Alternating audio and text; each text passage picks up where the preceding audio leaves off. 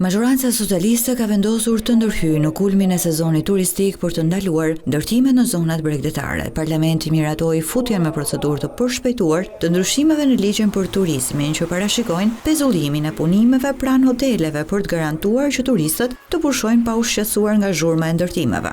Kemi propozuar që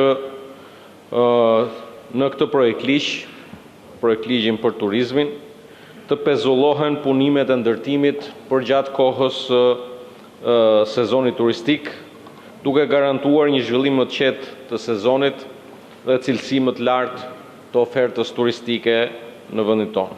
Sipas Taulant Ballës, ky projekt ligj parashikon edhe regjistrimin elektronik të klientëve në hotela. Meqense po diskutohet ky projekt ligj dhe ka pasur prej kohësh disa propozime që kanë të bëjnë me sigurimin e një kuadri më të përditësuar dhe fleksibël të kategorive të strukturave akomoduese në përputhje me zhvillimet e tregut turistik, po ashtu edhe ndërhyrja që në fazën e projektimit dhe të lezë ndërtimit për gjitha strukturat akomoduese, se ajo që ka ndodhur shpesh në Shqipëri është që një strukturë nis për pallat dhe përfundon hotel. Dhe mendoj që në fillim duhet nisi për hotel dhe duhet përfundoj hotel. Këto ndryshime ligjore pritet të kalojnë seancën e fundit të parlamentit për këtë sesion që do të zhvillohet në datën 23 korrik.